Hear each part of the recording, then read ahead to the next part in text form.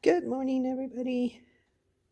This is an update on the seeds that I planted in the seed trays about a week and something ago. It's time to transplant some of them.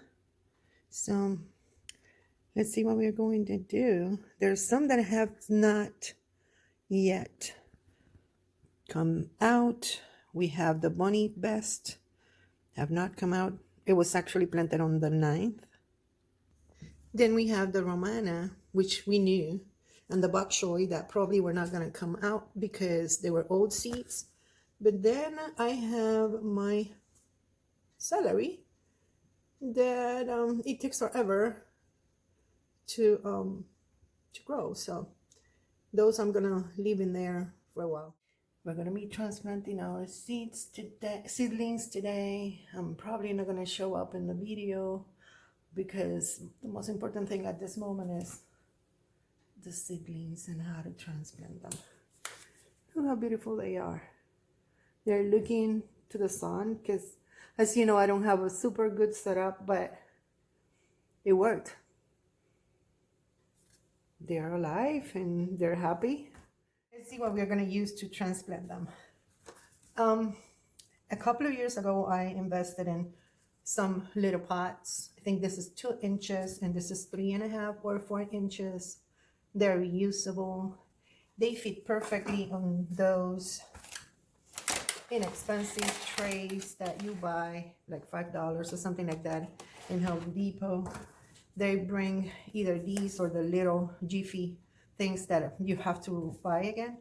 And what I do is I use this, whatever is left from this, to sow the seeds in, start them.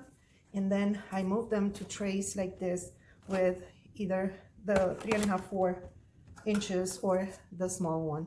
I normally use this one for the ones that are not going to be too long in there. And these ones for the big ones like tomatoes and peppers because they're going to spend more time inside until I'm able to transplant them outside. So let's start. I brought this carton because I have to work in my dining room table because it's too cold outside and I don't have any other place. But this is what we're going to do. If my daughter-in-law is looking at this, she knows that this is from, I think it was our 3rd or 4th birthday of our granddaughter that was here a couple of years ago. I hope you can see. I just bring some of the compost in here.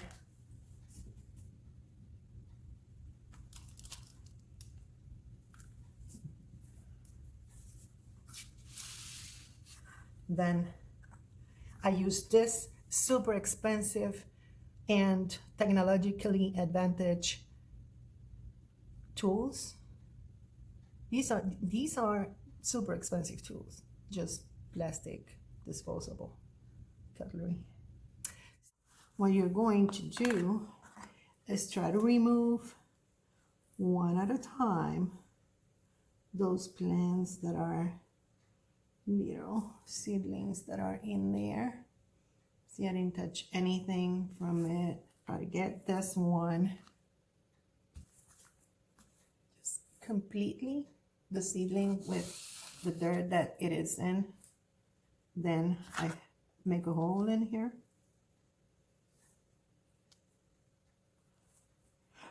I'm using the same tools.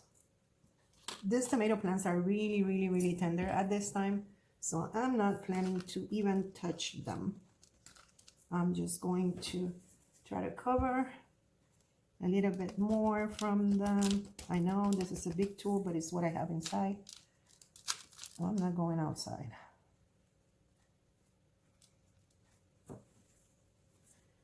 So that's what we have.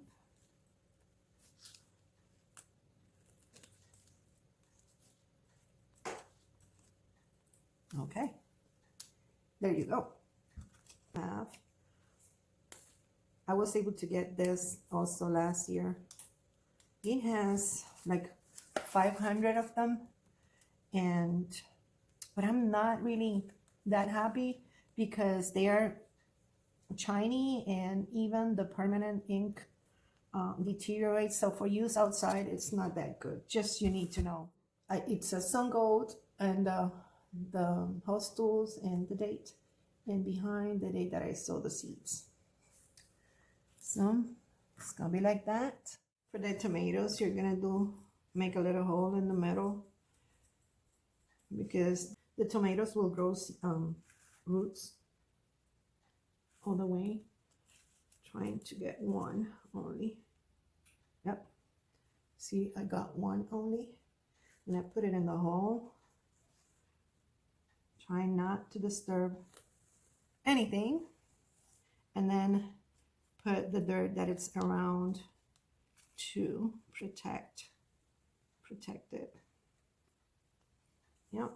Remember, these tools are very helpful. I don't know, if you don't have them, you need to make a sacrifice and get them. Yeah. Just kidding. Yep. There's my tomato. There's my label. And I'll keep going. So we have in here Chinese cabbage. So I have this one already in the super special gardening tool. So I'm going to add it to the pot. Try not to disturb anything, not touching it, just, yep. See, a little bit in here.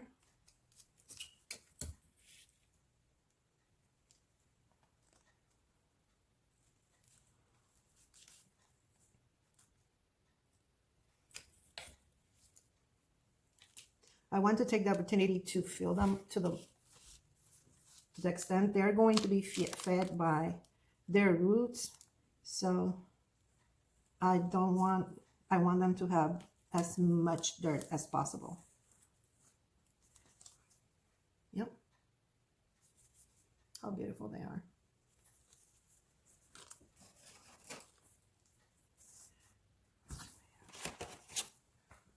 It's important to tell you that if you need to touch the plant because you have to accommodate it properly, just touch them by the leaves. Don't try to touch them by the stem. They're really, really, really delicate at this time. And what's going to happen is that they're just going to break. So just touch the leaves. These are Dr. Richie tomatoes, which we are going to up pot. Just trying not to have air pockets under the seed. Have to be very careful with the stems. Again, they're very, very delicate. Yep. There you go, Dr. Richie. You see they were like this, all this outside of the dirt. And now there's half of it. I can even put a little bit more dirt on it. And when I'm doing this, I'm not super pushing it down. I'm just trying to keep it straight and avoid air pockets. Dr. Richie, here you go. You should not use this method for all kinds of plants. For some of them, you still need to wait until they have the new leaf, the true leaves. You should not transplant them before. Like I have some beets in there, and I tried last year transplanting them as I do the tomatoes and the peppers, and that did not work. And then when I transplanted them after they had the true leaves, that worked better. So those, we're going to leave them in the tray until we get them to have the true leaves. Dr. Richie. I'm going to put a little bit of water in the bottom of the tray. Put them in there for, I don't know, half an hour for them to be able to get the water at least wet at the bottom. And then if there's anything left after, I will drain it.